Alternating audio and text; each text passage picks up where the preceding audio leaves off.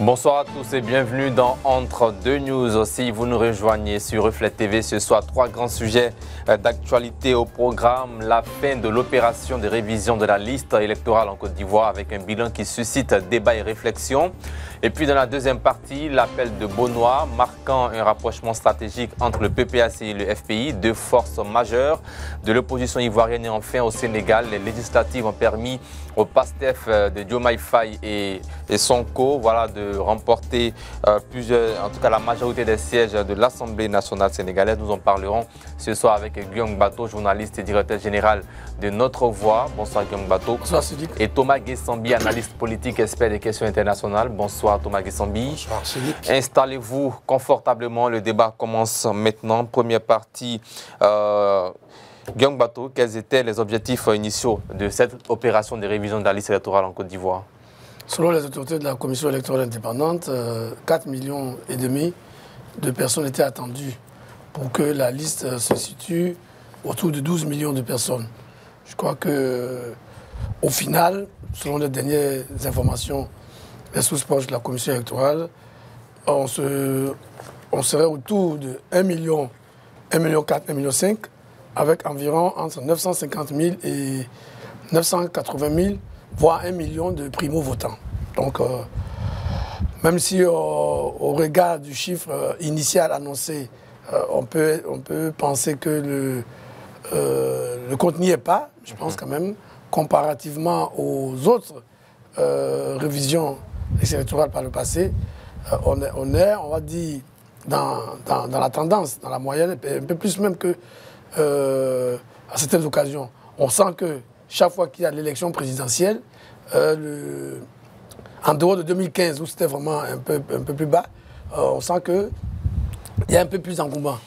Et quand c'est des élections intermédiaires, notamment locales, on tournait généralement autour de 300 400 000 personnes. Donc, on peut estimer que ce résultat, quoique largement inférieur à ce qui était attendu, est un résultat acceptable.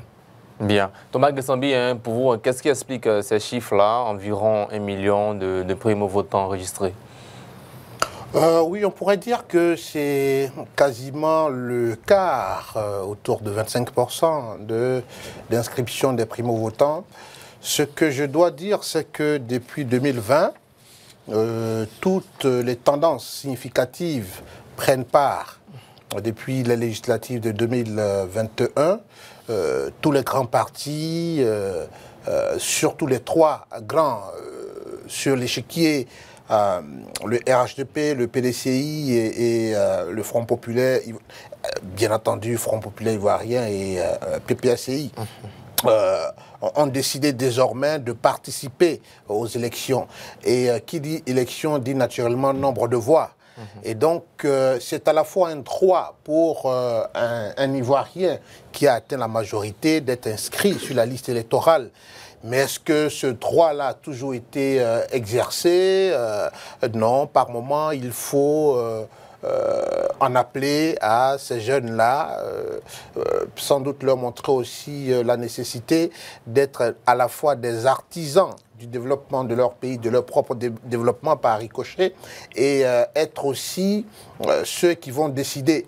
Comme quelqu'un pouvait le dire, il dit ce n'est pas un homme qui change une communauté, mais c'est une communauté qui se change elle-même de par les choix qu'elle opère. Donc je dois dire que c'est la 5e révision, je pense, depuis 2010, avec tout ce qui est biométrique.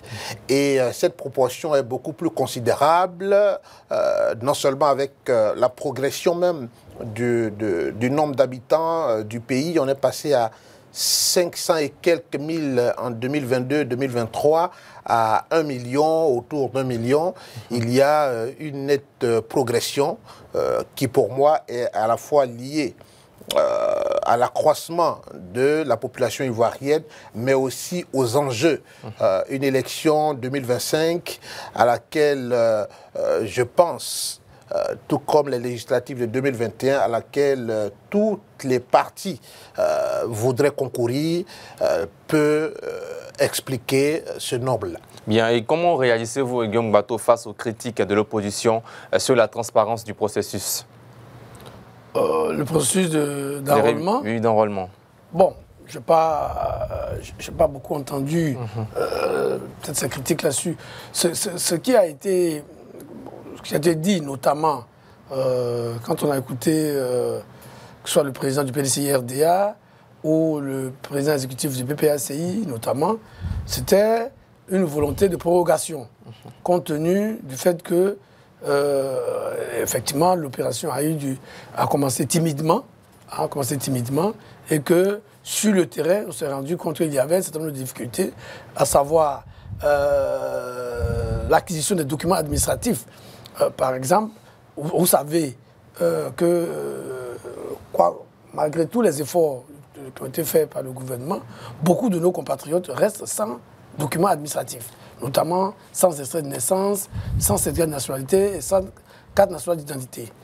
Il faut dire que donc, juste quelques mois, quelques semaines avant le lancement de l'opération de la liste électorale, le gouvernement a lancé une opération de déclaration gratuite de naissance.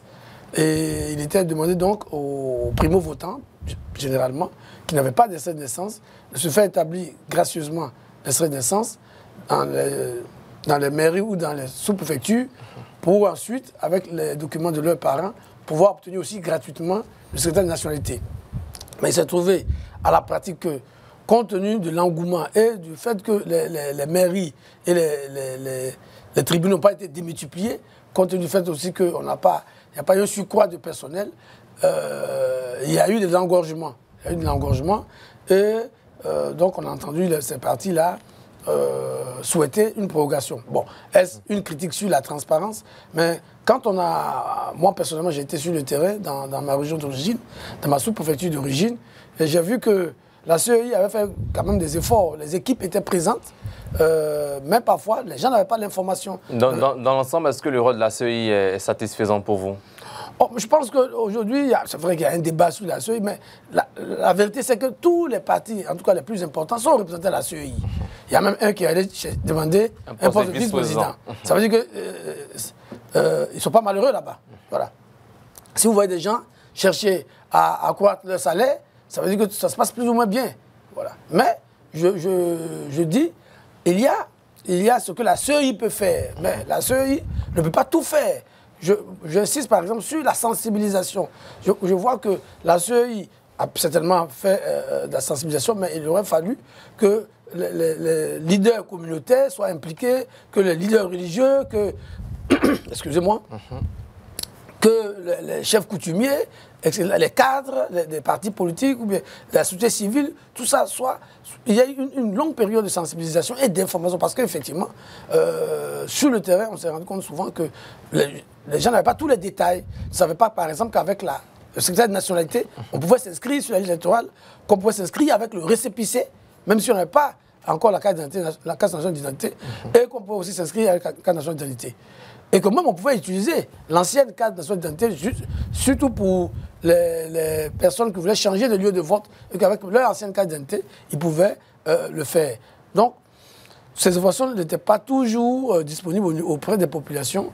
Et bon, mais je pense que quand même, quand on regarde les résultats, et les résultats qu'on a vus par le passé, on est dans la moyenne, peut-être même un peu au-delà de la moyenne. Bien. Thomas Guessambi, qu'en est-il de l'implication des partis politiques dans cette opération? Quelle analyse vous faites en général? Oui, c'est là que je voulais en venir. C'est clair que la CEI est chargée de cette mission de communication, d'organisation, de logistique, de sécurisation, bien entendu avec le soutien de l'État dans ce processus de révision de liste électorale. Mais n'oublions pas que les premiers concernés aussi sont les partis politiques.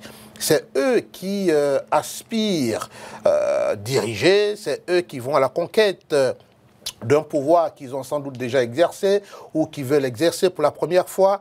Donc c'est à eux, je pense aussi, d'être de véritables relais.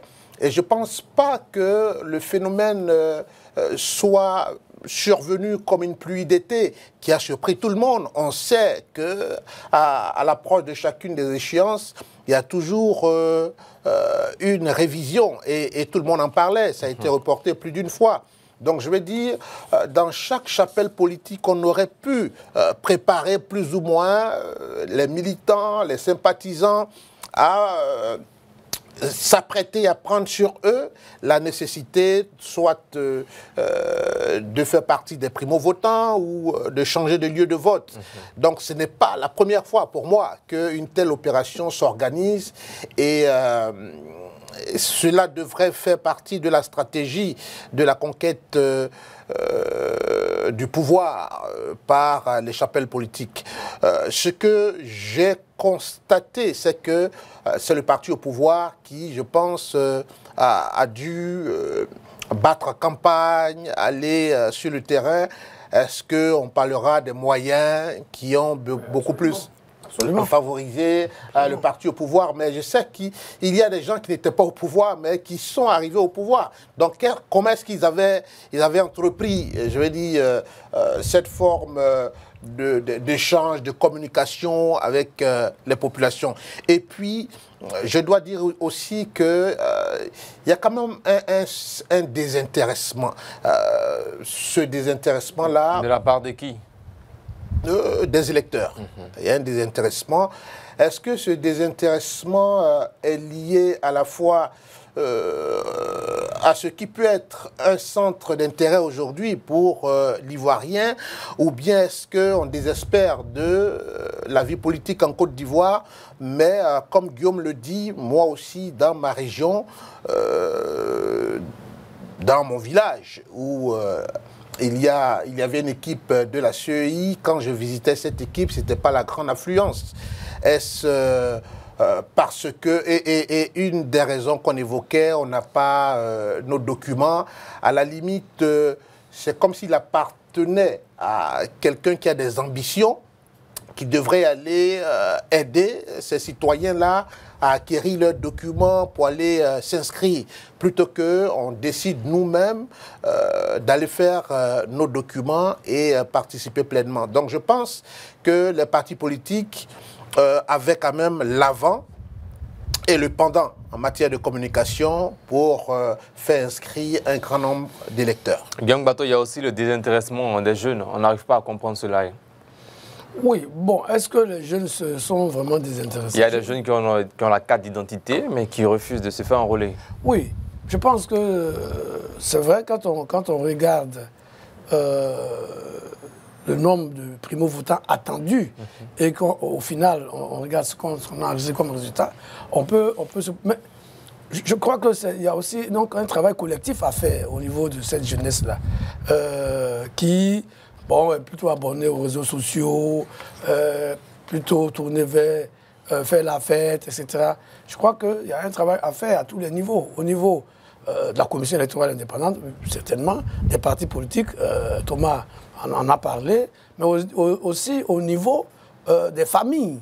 Voilà. Il faut que dans nos familles, dans nos communautés, la question de la participation aux élections soit au centre de nos échanges, de nos discussions. Parce qu'on ne peut pas vouloir une chose et son contraire.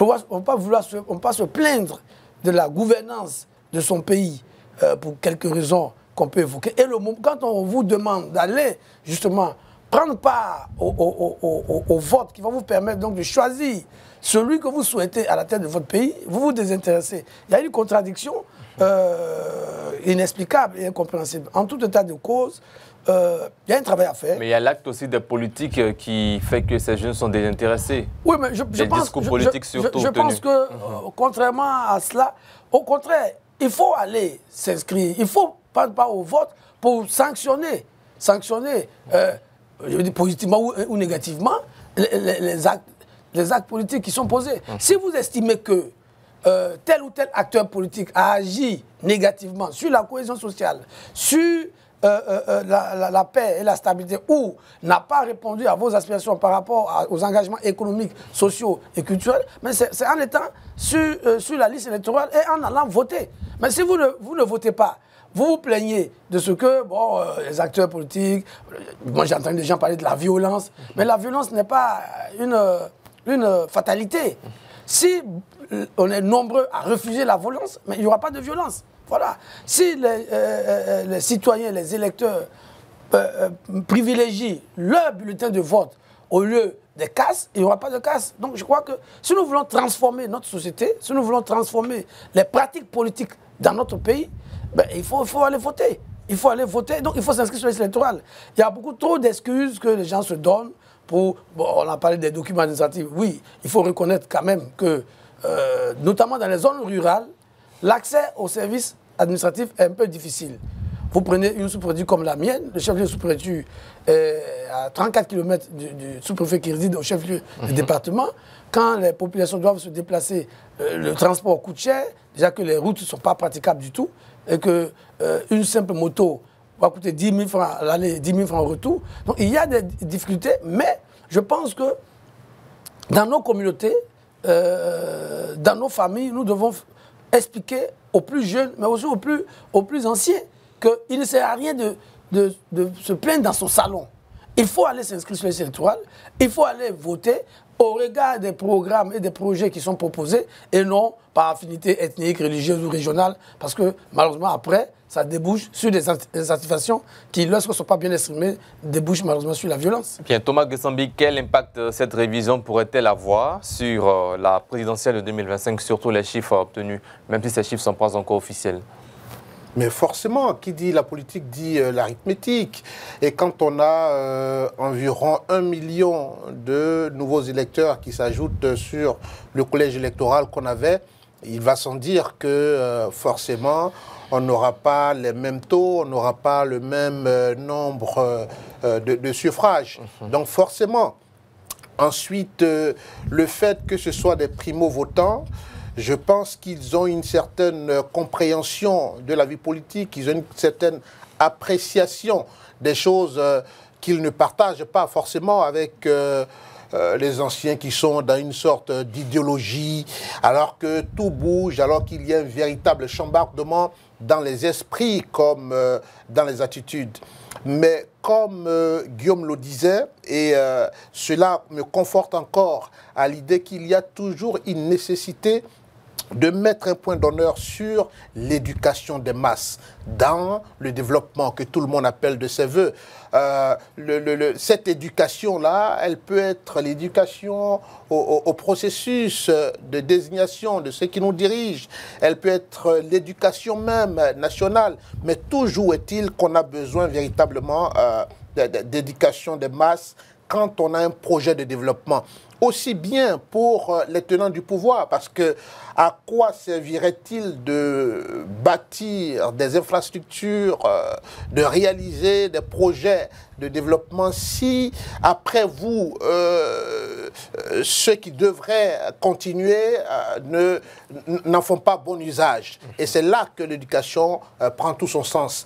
Donc, c'est vrai qu'on peut se réjouir de la position d'aujourd'hui, mais l'État aussi a sa responsabilité dans cette éducation-là, dans cet oxygène de la démocratie qu'il faut créer, favoriser et soutenir pour que, naturellement, notre jeunesse ne désespère pas de la politique, mais sache que, comme le chant le dit, le travail de 1000 générations construira ma Côte d'Ivoire, et que forcément nous serons appelés à la barre, et si nous ne sommes pas suffisamment outillés, cela peut poser problème. Donc, à la fois les dirigeants, à la fois aussi les familles, puisque c'est la somme des familles qui fait une nation. Donc, j'ai un ami qui a posté sur les réseaux sociaux, j'ai dit dans ma maison que celui qui ne se fait pas enrôler doit quitter ma maison. C'était à la limite un peu de l'humour, mais c'était aussi ça la réalité. Il faut que on ne fasse pas ce que les autres aussi ont qualifié les révolutions de salon, où on se plaint à tous les échos, mais quand on a l'opportunité d'infléchir une politique ou bien d'orienter une politique, qu'on ne soit pas en mesure d'en être un acteur principal et que, bon, après on dise ce sont les étrangers qui ont voté, ce n'est pas lui que nous aimons, ce n'est pas lui, mais on n'ira pas tendre le micro à chacun pour lui demander qui il choisit.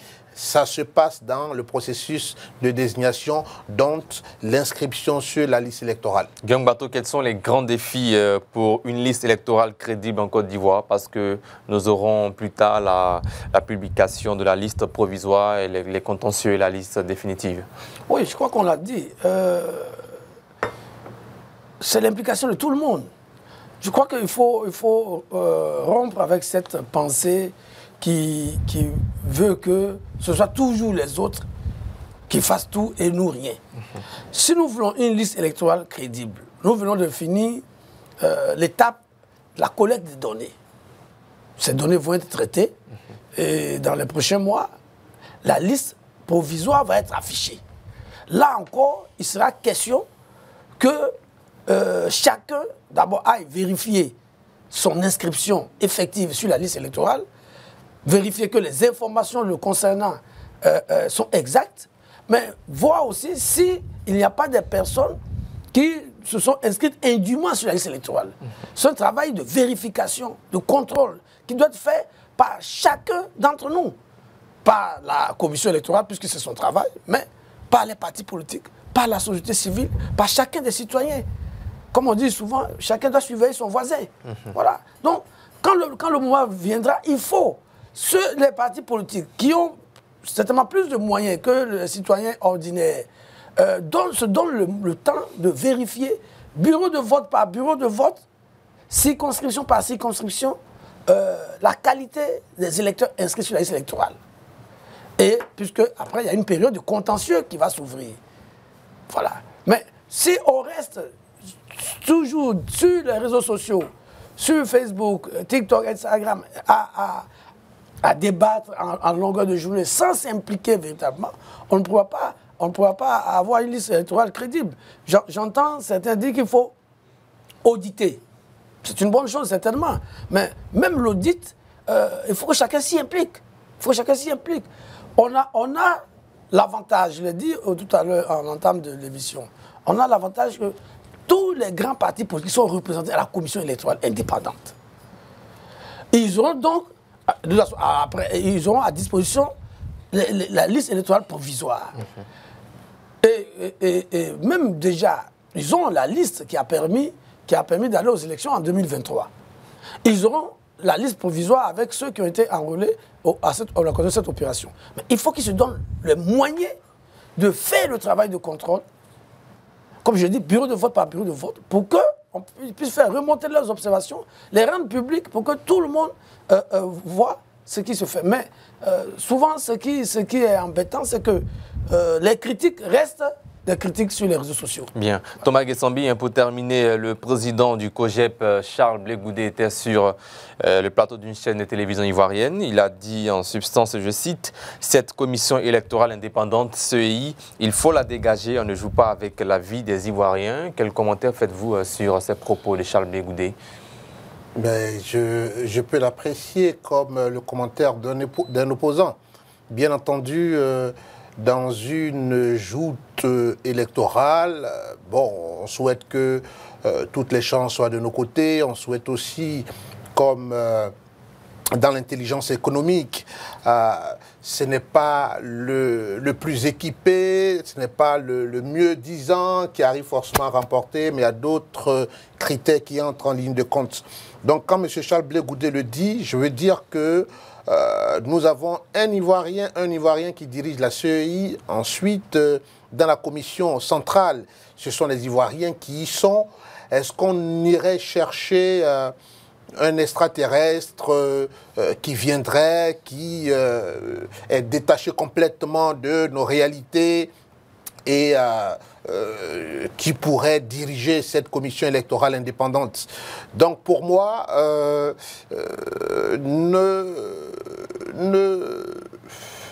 ne clouons pas la croix, le juge, pour les sentiments de son cœur, mais regardons l'application de la loi dont il est chargé. C'est surtout cela.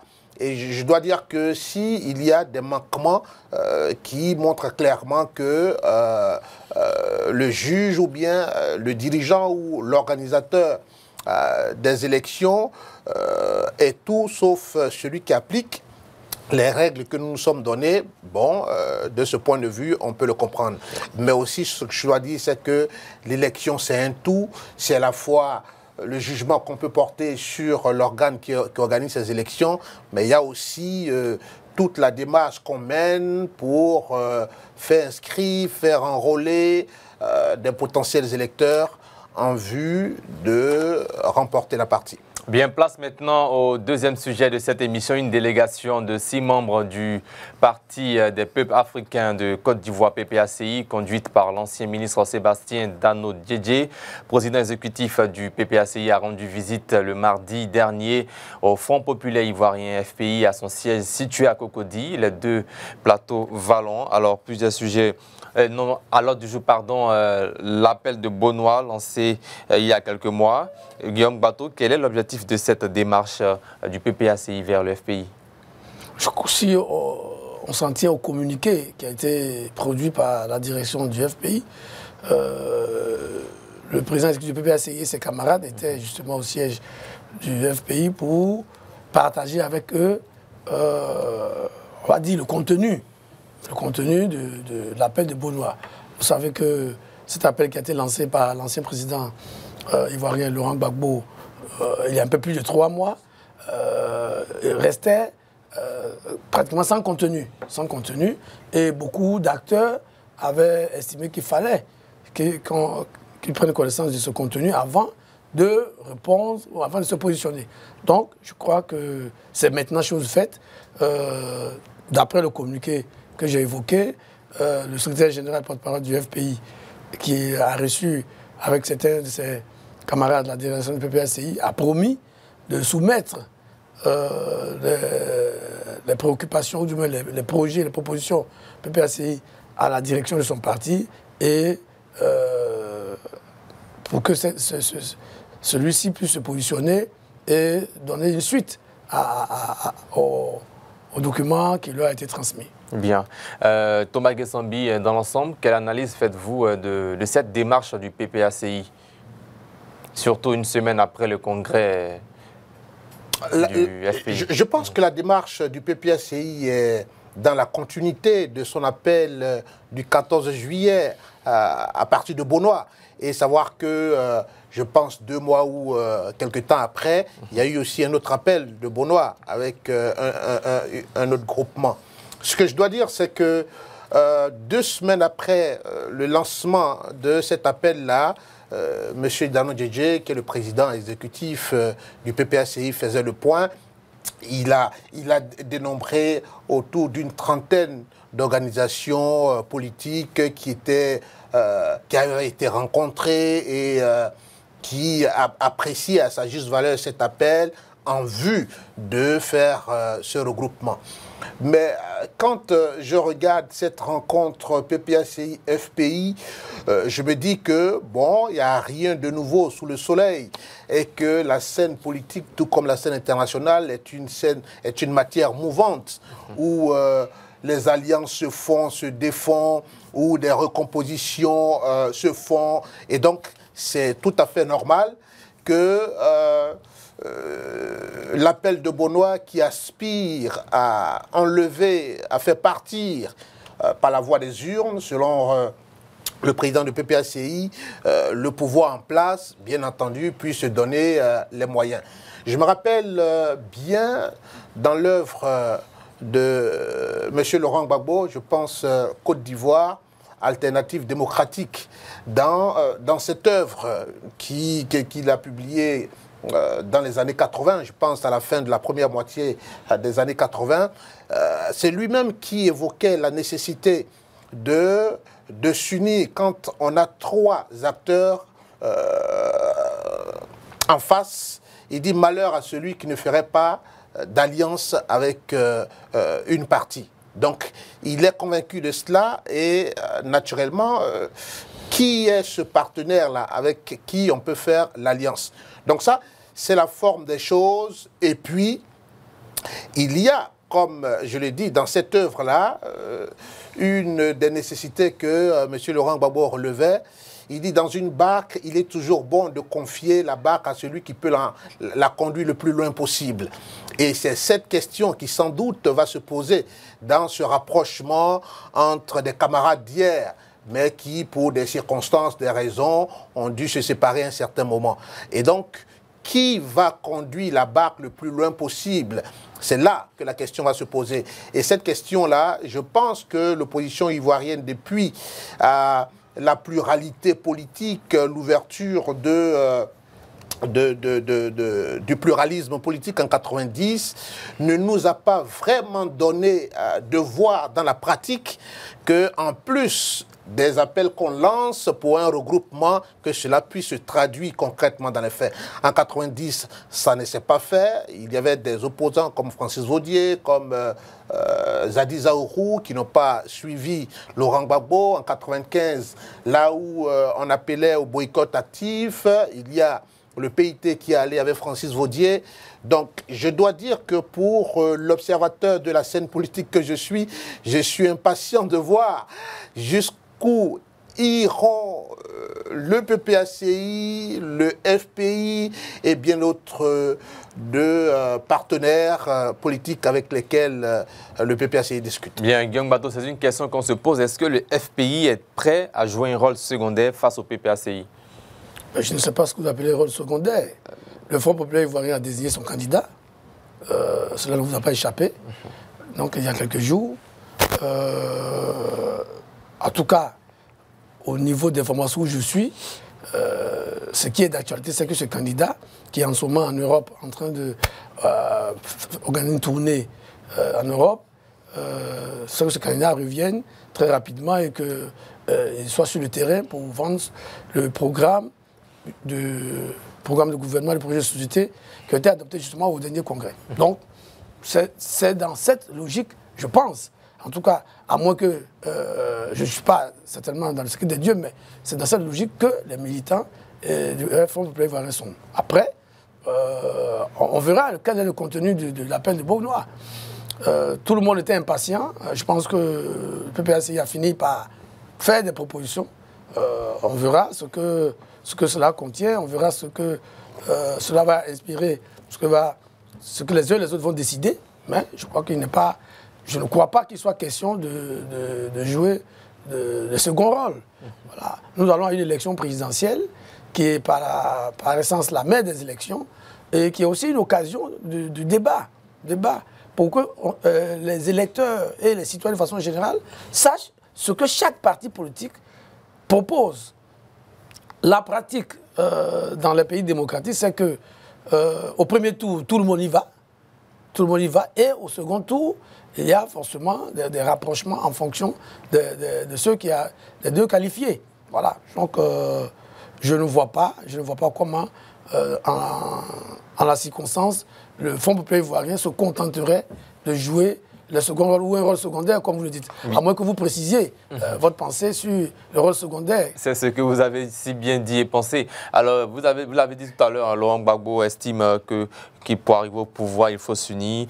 Mais ils seront rattrapés, hein, cette coalition en gestation ou alliance, forcément. Qui sera la tête de cette coalition ou alliance à venir? Oui, mais c'est là que votre question prend tout son sens. Et je m'apprêtais à dire à Guillaume que, bien entendu, si nous avons affaire à un FPI qui est divisé aujourd'hui, on a PPACI, on a FPI, ensuite on a certaines organisations, je me demande si le coup KO, entre guillemets, dont parle souvent le parti au pouvoir, ne sera pas encore rebista, je vais dire, ne va pas se répéter.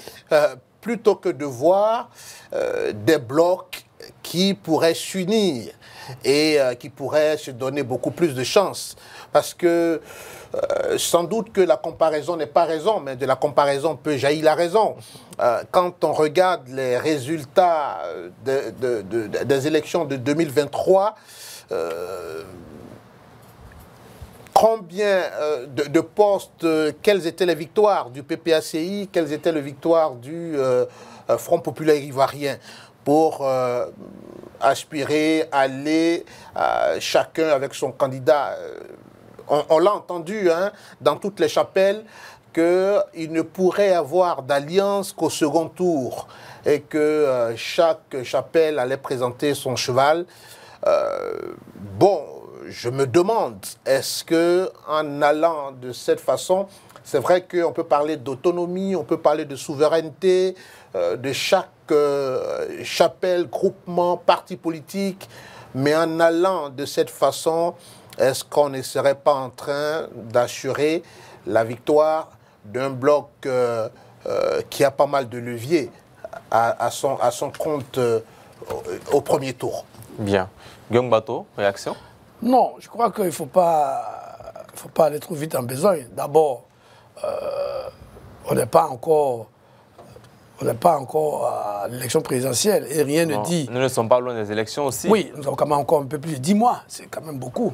En 10 mois, beaucoup de choses peuvent se passer.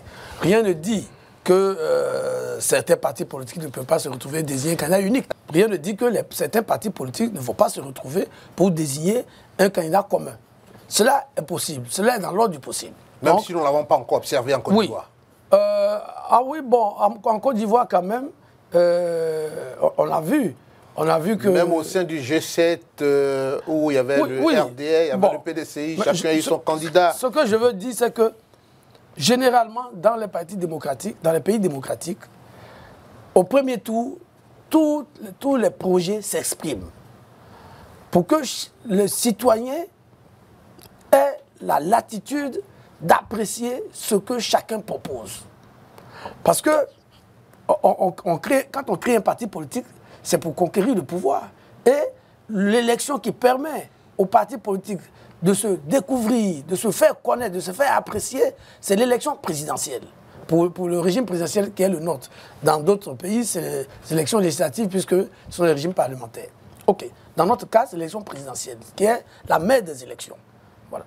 Donc, il est bon pour chaque parti politique d'exprimer, de proposer, de présenter son projet. Oui, mais Guillaume, non, je viens d'apprécier avec beaucoup de lucidité. Si déjà, pour des élections municipales, les élections régionales, on n'a pas la possibilité de couvrir le territoire national en matière de candidats. Non. Bon, l'élection municipale ou régionale, la présidentielle qui couvre le pays, donc pourquoi ne pas la présidentielle, c'est un scrutin qui a une seule circonscription, c'est-à-dire le territoire national. Oui. Il est différent des élections locales. Quoique, on a plusieurs bureaux de vote où chacun doit avoir un représentant.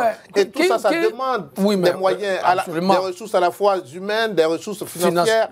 Alors que si 2 groupements ou 3 groupements ou un groupement beaucoup plus dense se met ensemble, d'abord, je l'ai dit déjà, ça facilite les choses. Rien ne dit que ces groupements ne se formeront pas. Rien ne le dit. Parce que c'est le passé qui vous dit qu'on n'a pas encore observé ça. On a vu en France, au moment de la dissolution de l'Assemblée nationale, personne ne pensait que la gauche pouvait se mettre ensemble. Cela s'est fait à moins de 10 jours. Ouais. Donc, rien ne dit que d'ici à l'élection présidentielle, certains partis politiques ne se mettront pas ensemble pour dire nous choisissons un candidat unique, un programme unique qui sera discuté et qui sera proposé aux Ivoiriens. Rien ne le dit. Nous sommes à 10 mois. Voilà. Ce que je veux dire, c'est que le principe dans toute démocratie, c'est que tout le monde aille au premier tour et on choisit, on se regroupe au second tour autour des 2 qualifiés. Voilà. Maintenant, vous parlez de moyens, bien sûr, c'est pour ça que certains partis politiques, notamment de l'opposition, posent le problème du financement de la campagne électorale. Parce qu'il est clair que le parti au pouvoir, du fait de sa proximité à les caisses de l'État, a plus de moyens que les autres. Mais il faut faire en sorte que dans notre pays, non seulement les dépenses électorales de campagne soient plafonnées, mais surtout que l'État, puisque c'est aussi son rôle, puisse financer la campagne de façon équitable entre tous les candidats qui sont retenus pour compétir à l'élection présidentielle. Cela va permettre de ne pas handicaper ceux qui n'ont pas suffisamment de moyens par rapport aux autres. Donc, toutes ces questions-là sont sur la table, seront débattues. Et puis, parler des ressources humaines, oui, aujourd'hui, beaucoup de partis sont en capacité de couvrir le territoire en termes de représentants dans les bureaux de vote, en termes de directeurs de campagne, au niveau régional, au niveau sous-préfectoral, etc. etc. Donc, je crois que... Guillaume, tu es journaliste comme moi. Oui. On a été reporter. On a vu par moments, dans certains bureaux de vote, je veux dire, les représentants d'un candidat qui, à la limite, arrive à nourrir d'autres entre midi et deux. J'en arrive. Oui. Nous sommes dans la dynamique électorale. Alors, quand on n'a pas les moyens, et les moyens font partie de la stratégie, je ne t'apprends rien pour un parti au pouvoir. Absolument. Quand on n'a pas les moyens, mais faisons la politique de nos moyens. On n'a pas le financement nécessaire qu'il faut en tant que parti. Et puis, il y a aussi des critères de financement des partis politiques. Alors, qu'est-ce qu'on fait? Est-ce qu'il ne serait pas plus facile? Et tout à l'heure, quand je parlais, j'ai cité le livre de Laurent Gbagbo, dans lequel il dit, dans une union, dans un regroupement, choisissons celui qui peut faire avancer la barque le plus loin possible. Oui, nous sommes à 10 mois des élections. Est-ce que le Front populaire ivoirien et le PPACI, et bien entendu certains groupements, ne peuvent pas s'unir, s'entendre? Oui, mais Thomas, bon, ça... Tout à l'heure, vous avez parlé de communication dont le temps ne suffisait pas pour la révision de la liste électorale. Nous sommes à 10 mois d'une échéance très importante. Ce que je veux dire... Pourquoi est-ce que ces groupements-là ne s'asseyent pas pour choisir déjà celui qui peut envoyer la barque le plus loin possible? Peut-être qu'il faut poser la question... Dans la même ville de Bonois, il y a eu 2 appels. Ça sera avantageux pour ces deux partis politiques. D'abord, il va falloir poser la question à ces responsables-là. Mais ce que je veux dire, c'est que, je l'ai déjà dit, il n'est pas exclu que cela arrive. Et 10 mois, ce n'est pas 10 jours. 10 mois, c'est quand même mais plus de 300 jours. OK? Donc, ce que vous dites n'est pas exclu. Mais en tout état de cause, pour les plus importants des partis politiques, je crois que les questions que vous évoquez, que ce soit les questions matérielles, que ce soit les questions financières, que ce soit les questions des ressources humaines, je pense qu'ils ont la capacité, si il s'agit du Front populaire ivoirien, du PPACI, du PDCI RDA, certainement du MGC et du COGEP ou d'autres, je pense qu'ils ont les moyens de couvrir l'ensemble du territoire national. Parce que ce ne sont pas toutes les unions qui sont... Si vous me parlez du PDCI, oui. Oui, mais bon, avec ces cadres qui ont participé au gouvernement actuel, je veux dire... Qu'il s'agit du PPACI, mais le Front populaire ivoirien, est-ce qu'il a suffisamment de moyens? Est-ce que le PPACI... Je ne suis pas le trésorier, du Front populaire ivoirien. Mais pour une lecture... Non, je ne suis pas le trésorier. Et moi, je fais quand même... J'extrapole en partant des dernières élections. Je peux vous donner n'ai pas pu couvrir tout le territoire. Je peux vous donner le téléphone, le vice-président qu'on n'a pas reçu de financement. Et qu'on n'a pas eu de financement. Comment est-ce qu'on peut couvrir le pays en étant seul? Je peux vous donner le numéro du vice-président du FPI chargé des finances. Il vous dira si, oui ou non, dans les caisses du parti, il y a suffisamment d'argent. Parce que moi, je ne gère pas l'argent du Fonds prévoirien. Mais ce que je peux vous dire, l'élection présidentielle est une élection majeure, au cours de laquelle il est important, pour ne pas dire crucial, pour un parti politique de faire connaître son projet de société et son programme de gouvernement à travers un candidat. Maintenant, d'ici là, on connaîtra le contenu de l'appel du Bonois, on verra ce que cela recouvre, on verra les intentions des uns et des autres, mais a priori, un parti politique sérieux ne peut pas dire oui, tout de go, comme je ne suis pas riche, je n'ai pas de cadre qui roule carrosse, je ne vais pas à l'élection présidentielle, je m'abstiens. Ce ne serait pas... Non, on ne peut pas le dire, mais c'est une certaine lecture et une certaine stratégie. Vous n'avez pas le même livre. Vous n'avez pas le même livre. Alors, Thomas Kessambi, le secrétaire général du FPI, Barthélémy Niépa, a également exprimé lors de cette rencontre le souhait que les dirigeants des deux partis se rencontrent, Laurent Gbagbo et Pascal Affi-N'Guessan, afin d'adresser un message fort aux militants et de créer des conditions propices au rassemblement. Quelle lecture faites-vous de cette proposition ? Si je me réfère toujours au dire de Laurent Gbagbo, qui je pense que depuis 1990 a nourri nous autres nos consciences à travers le combat qu'il a mené, qu'il a conduit au pouvoir. Je pense que c'est lui qui disait, dans une confrontation, n'oublions pas de laisser toujours une porte de sortie. parce que les temps peuvent changer pour qu'on puisse se retrouver. Bon, ça c'est son niveau de compréhension. Mais je dois dire que la façon dont il y a eu la séparation, les mots, les phrases qui ont été prononcées, l'enveloppe vide, et que bon, on revient. Est-ce que l'union de deux leaders veut dire union des deux partis politiques avec l'ensemble des militants? Souvent, ça pose des questions. On a vu même le FPI qui vient de rompre son alliance avec le RHDP. Ce sont deux leaders qui, je pense, se sont démarqués. Mais est-ce que tous les militants ont apprécié cette rupture? Grande reste posée cette question. Donc, de ce point de vue, c'est toujours bon. Et je dois dire que la politique aussi, ce n'est pas l'émotion, le sujet. On a vu aux dernières élections américaines le neveu de ce président, dont j'ignore le nom, qui était démocrate et qui allait soutenir Donald Trump, qui lui-même était porteur d'une candidature. J'oublie le nom de ce président-là. Mais finalement, qui est dans l'administration que Donald Trump s'apprête à mettre sur pied. Donc, de ce point de vue, c'est toujours bon de se retrouver. Mais la question qu'on pose, est-ce que nos dirigeants politiques, est-ce que ces leaders politiques-là peuvent partager cette phrase avec moi qui dit ceux qui ne se souviendront pas du passé seront toujours condamnés à le répéter. Merci Thomas Guessambi. Nous allons marquer une courte pause. C'est la réclame publicitaire. On revient juste après pour la suite. De retour de la pub au Sénégal, le parti PASTEF de Ousmane Sonko et Diomaye Faye vient de remporter une victoire écrasante aux législatives. Quel est le secret de cette réussite et quelles leçons tirées pour la sous-région ouest-africaine? Nous en parlons dans cette troisième et dernière partie d'émission. Tout d'abord, Guillaume Bato, comment analysez-vous cette victoire du parti présidentiel sénégalais? Je crois que c'est une victoire logique. Le PASTEF avait déjà surpris tout le monde en remportant au premier tour l'élection présidentielle, il y a quelques mois. Donc, on ne comprendrait pas que les Sénégalais aient envoyé donc, le PASTEF au pouvoir pour l'abandonner juste quelques mois après. Mais j'avoue que j'ai été un peu bluffé aussi par l'ampleur de la victoire. Selon les dernières estimations, c'est quand même 131 députés sur 160 environ. 165. Donc, ils laissent vraiment, on va dire, des miettes à leurs adversaires. C'est aussi, de mon point de vue, la traduction de la confiance.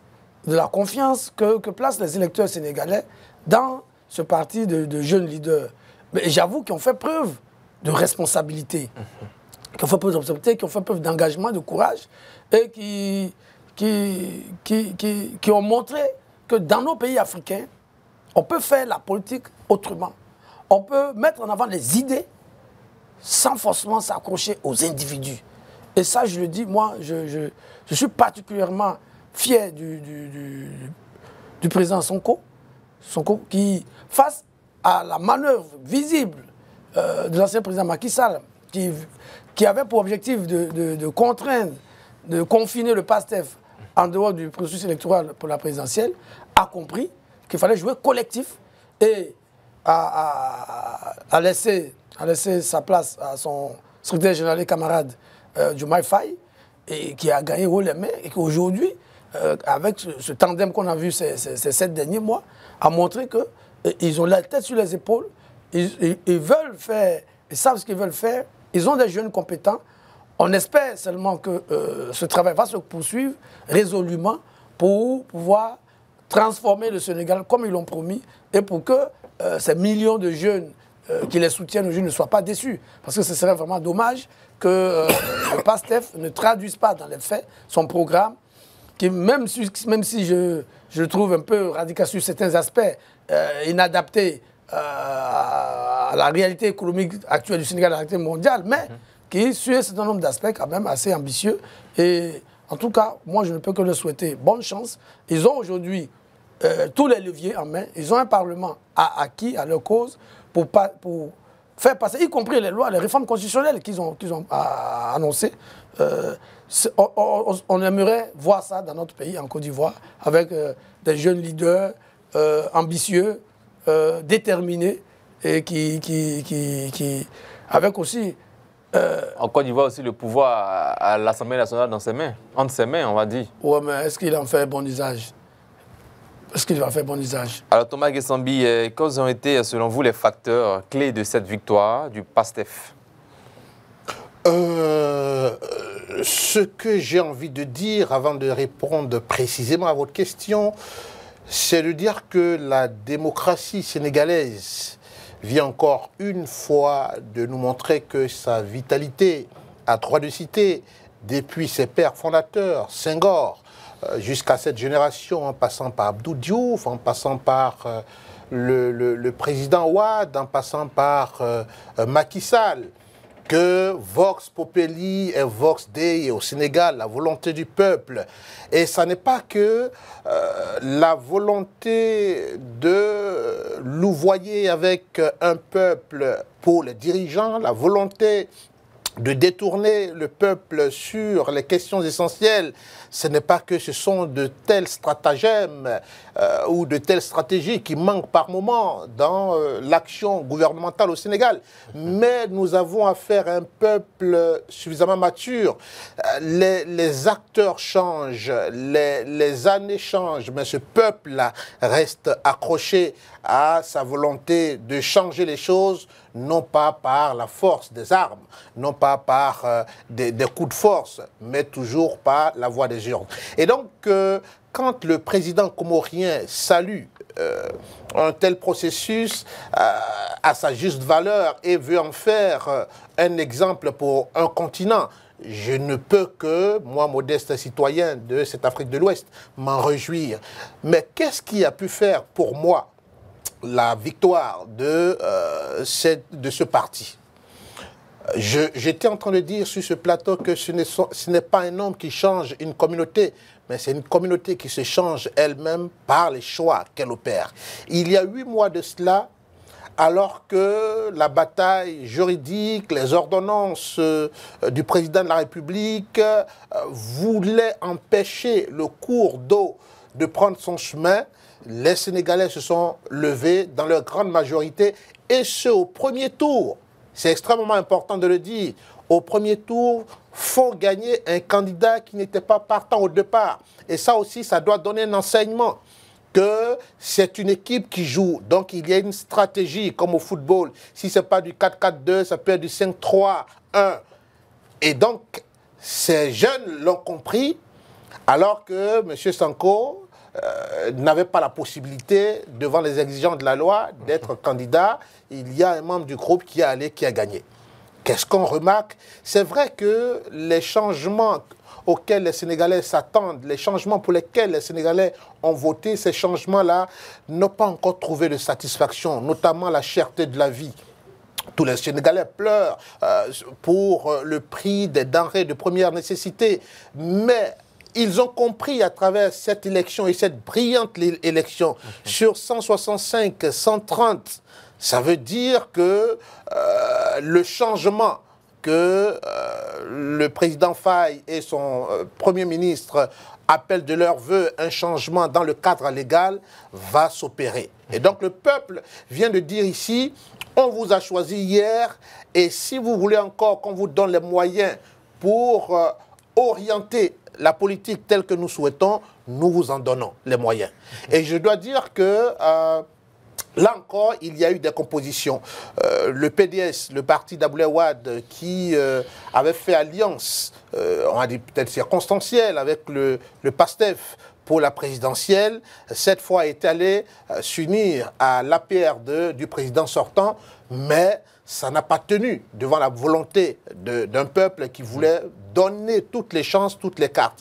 Et je dois dire que ce gouvernement, pour moi, n'est pas dans une sorte de précipitation, dans une sorte d'inquisition où bien souvent on parle d'impérialisme. Ils ont une certaine lecture beaucoup plus sereine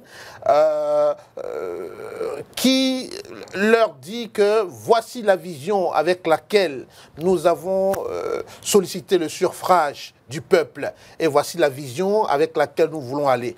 Et ça aussi, c'est bon. Le fait d'avoir le courage.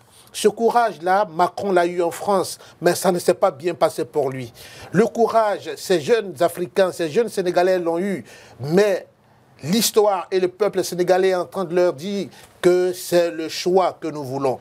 Donc il y a à la fois les espoirs d'un peuple, le peuple sénégalais, qui sont placés dans ce gouvernement, mais il y a l'espoir de toute une Afrique qui voit là s'écrire les belles lettres d'une démocratie. Bien, Guillaume Bato, quelles sont les implications de Macky Sall et son parti dans cette élection législative-là? J'étais candidat, Macky Sall était tête de liste pour son parti et sa coalition. Je crois qu'il s'en sort avec environ entre 15 et 16 députés. C'est un désaveu, clairement. Mais il ne pouvait pas en être autrement, je l'ai dit. Macky Sall, on a vu, malgré les efforts qu'il a pu faire à la tête de son pays, sur la fin de son mandat, c'était catastrophique.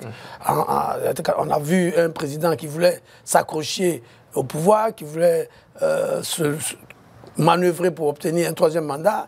Il n'a pas pu le faire. Sa confrontation directe avec Sonko, notamment pendant son dernier mandat, les arrestations, les brimades et tout ça, c'est mal passé dans la société sénégalaise qui a rejeté. Et revenir juste 8 mois après, être tête de liste, alors qu'il aurait été plus, de mon point de vue, plus intelligent, plus stratégique de trouver un autre visage. Parce que quand même, Macky Sall a cristallisé sur lui le rejet de la population. Mais le désigner encore comme tête de liste, je pense que c'était un mauvais choix. Et on a vu le résultat dans les urnes. Alors aujourd'hui, qu'est-ce qu'il va faire? Parce qu'il est en ce moment au Maroc. Ses ennemis politiques, pour ne pas dire plus, ont tous les leviers aujourd'hui. Il faut espérer pour lui que les poursuites judiciaires qui sont annoncées ne viennent pas le contraindre à l'exil, parce qu'il a eu une attitude que je trouve pas tout à fait commode. Et ça aussi, c'est un message à tous les dirigeants africains. Il faut que l'Afrique sorte des coups tordus, des crocs en jambes, d'un certain nombre de pratiques qui sont dépassées et démodées. Nous sommes un continent qui a beaucoup de potentialités, qui a beaucoup de ressources, qui a une jeunesse pleine de dynamisme, pleine d'idées, pleine d'énergie. Mais il faut construire dans nos pays des systèmes démocratiques authentiques qui permettent aux uns et aux autres de s'exprimer et qui permettent le débat contradictoire, qui permettent le contrôle sur l'action gouvernementale et qui permettent à nos pays d'avancer. Voilà. Aujourd'hui, ces jeunes gens que je félicite toujours, parce qu'ils ont fait preuve de lucidité politique, de courage, face à un Macky Sall qui, visiblement, voulait user des pratiques connues en Afrique pour leur barrer le chemin. Merci, voilà. Guillaume Bato. Place maintenant au carton rouge. Carton rouge, le premier carton de cette émission avec Thomas Gessambi. Un carton rouge que j'ai déjà brandi sur ce plateau, que je brandis à nouveau. J'ai du mal à comprendre que pour la régulation de la circulation routière, qu'il soit construit avec des frais, des panneaux, des feux tricolores, et que ces feux-là aient même par moment, par endroit, des temps bien indiqués. Pour moi, ce sont des choses qui ont été conçues, qui parlent de conception, parlent de réflexion à un certain niveau, avant d'être réalisées. Alors, comment ces feux-là peuvent marcher? Et que, bon,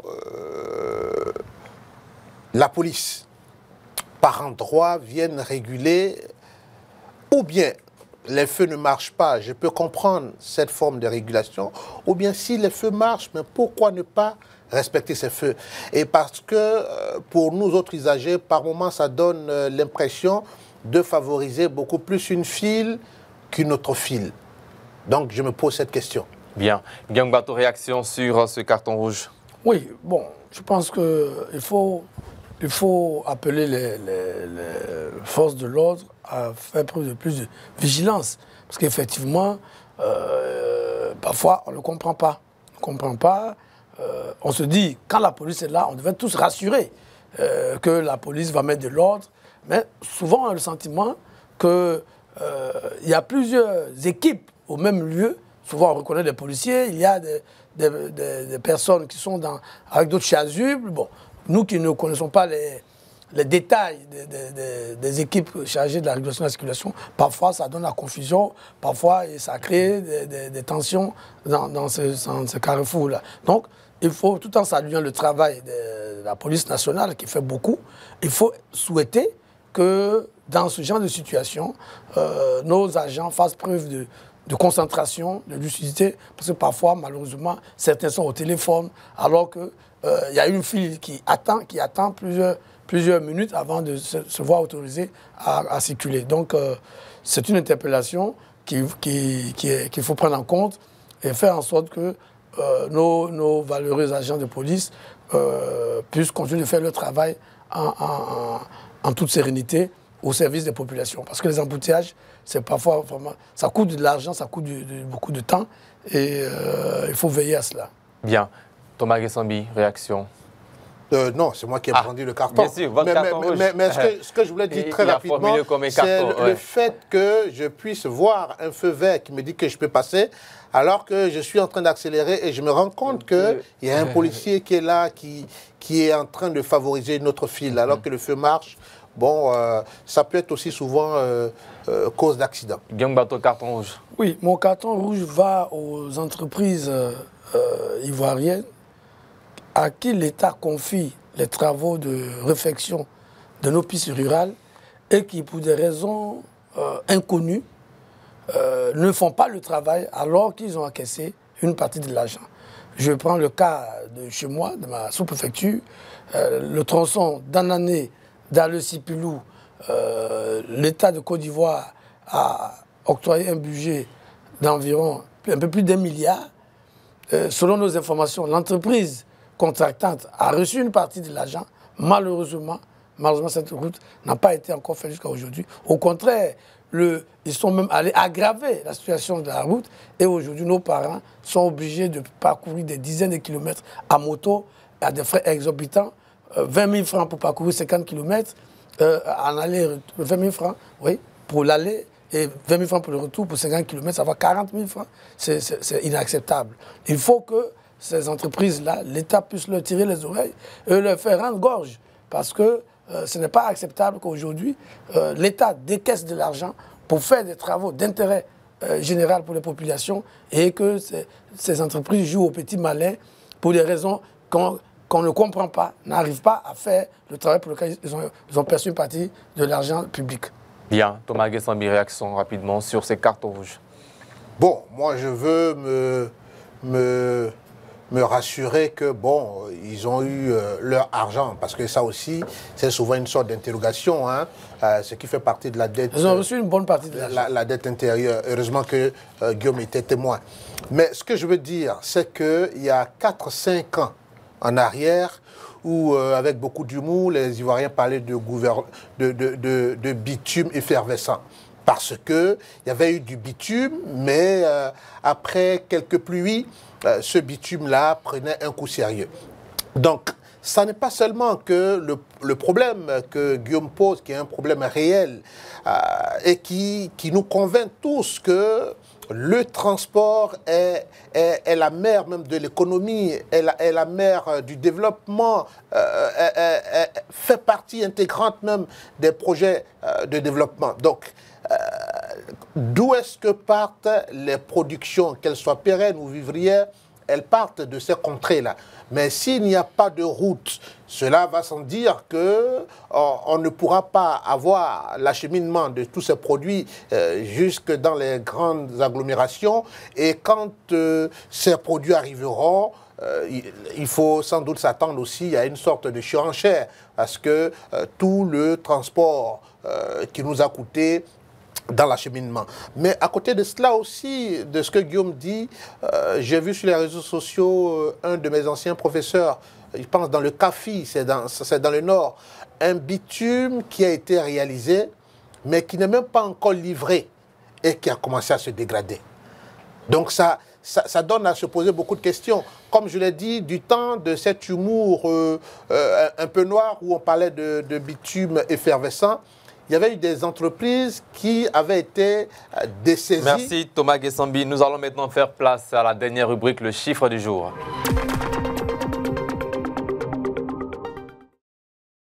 Alors le chiffre du jour, c'est 20.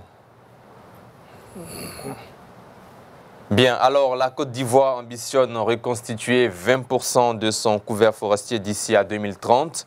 La Côte d'Ivoire bénéficie de 100 milliards de francs CFA de la Banque européenne d'investissement BEI, financement accordé à l'occasion de la COP29 qui se tient à Bakou en Azerbaïdjan. Et quel commentaire faites-vous sur cette ambition de la Côte d'Ivoire de reconstituer 20% de son couvert forestier d'ici à 2030?